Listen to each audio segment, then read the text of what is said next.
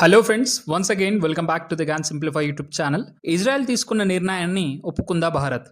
Israel మరియు ఇరాన్ల మధ్య జరుగుతున్నటువంటి యుద్ధంలో భాగంగా ఇరువైపులా రెండు దేశాలు దాడికి ప్రతిదాడి అంటూ ఒకరిపై ఒకరు మిజైల్స్ ప్రయోగిస్తున్న విషయం మనందరికీ తెలిసిందే. ఈ రెండు దేశాల మధ్య జరుగుతున్నటువంటి యుద్ధంలో మన భారతదేశం ఎందుకు వచ్చిందనే విషయం మీరు తెలుసుకోవాలంటే ఈ పూర్తి వీడియోని తప్పకుండా చూడండి. మరి అదే విధంగా వీడియో నచ్చినట్లయితే వీడియోని ఒక లైక్ చేయండి. మీరు చేసే ఒక్క లైక్ అనేది ఈ వీడియో ఎక్కువ మందిని రీచ్ అయ్యేందుకు ఉపయోగపడుతుంది. సో ఇక్కడ చూసినట్టయితే యునైటెడ్ నేషన్ జనరల్ అసెంబ్లీ, ఐక్యరాజ్య సమితి యొక్క జనరల్ అసెంబ్లీ సెక్రటరీ జనరల్ అయినటువంటి ఆంటోనియో గుటెరెస్ కి వ్యతిరేకంగా ఇజ్రాయెల్ ప్రభుత్వం ఇజ్రాయెల్ భూభాగంలోకి రాకూడదని బ్యాన్ చేయడం జరిగింది. మరి అదే విధంగా ఇజ్రాయెల్ గవర్నమెంట్ తీసుకున్నటువంటి నిర్ణయాలను ఉల్లంఘించి ఇజ్రాయెల్ దేశ సరిహద్దుల్లో కానీ మరియు దేశ భూభాగంలో కనిపించినట్లయితే వారిని జైల్లో వేస్తామని చెప్పేసి ఇజ్రాయెల్ గవర్నమెంట్ అనేది కొన్ని రోజుల క్రితమే చెప్పడం జరిగింది. ఈ విధంగా ప్రపంచంలో యునైటెడ్ నేషన్ జనరల్ అసెంబ్లీ యొక్క సెక్రటరీ జనరల్ ని తన దేశ భూభాగానికి రాకూడదని బ్యాన్ చేసిన మొట్టమొదటి దేశంగా ఇజ్రాయెల్ హిస్టరీలో నిలిచిపోయింది. ఇక్కడ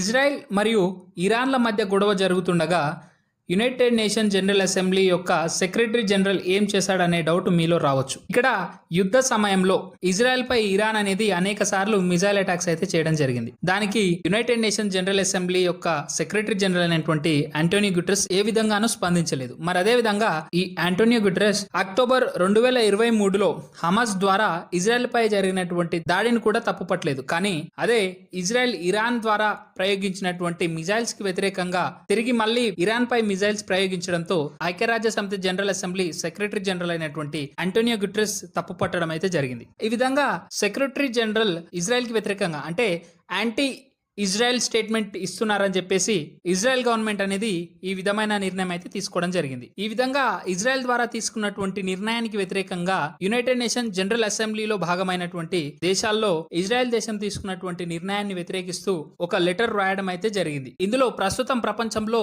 భారతదేశ ప్రభావం తెలుసుకున్నటువంటి ఐక్యరాజ్య సమితి, భారతదేశం కూడా ఐక్యరాజ్య సమితి ద్వారా ఇజ్రాయెల్ తీసుకున్న నిర్ణయానికి వ్యతిరేకంగా ఇజ్రాయెల్ తీసుకున్న నిర్ణయం సరైనది కాదంటూ దానికి వ్యతిరేకంగా మద్దతు కోరగా ఇండియా లెటర్లో సంతకం చేయక మరి అదే విధంగా ఆ ఐక్యరాజ్య సమితిలోని 104 దేశాలు ఇజ్రాయెల్ కి వ్యతిరేకంగా కలిసికట్టుగా తీసుకున్నటువంటి నిర్ణయాన్ని మన భారతదేశం అనేది ఆమోదించలేదు. మనం తీసుకున్న ఈ నిర్ణయానికి వ్యతిరేకంగా అనేక ప్రపంచ దేశాలు అదే విధంగా మన భారతదేశంలో కూడా అనేక మంది వ్యతిరేకిస్తున్నారు. మొట్టమొదటగా పి చిదంబరం, ఈయన భారతదేశపు పూర్వపు హోమ్ మినిస్టర్ గా పనిచేయడం అయితే జరిగింది. మరి అదే విధంగా కాంగ్రెస్ పార్టీ లీడర్ అయినటువంటి శశి థరూర్ లాంటి వారు ఇండియా తీసుకున్న నిర్ణయం సరికాదని, మరి అదే విధంగా ఐక్యరాజ్య సమితి అనేది ప్రపంచంలో అత్యున్నత సంస్థగా, మరి అదే విధంగా ఆ ఐక్యరాజ్య సమితి యొక్క సెక్రటరీ జనరల్ పై ఆ ఐక్యరాజ్య సమితి యొక్క సెక్రటరీ జనరల్ ని ఇజ్రాయెల్ బ్యాన్ చేయగా దాన్ని సమర్థించడం తప్పని, మరి అదే విధంగా ఇండియా తీసుకున్న నిర్ణయాన్ని తప్పుబడుతున్నారు. సో ఫ్రెండ్స్, ఈ ఇష్యూకి సంబంధించి మీ ఒపీనియన్ కింద కామెంట్ బాక్స్ లో తెలియజేయండి.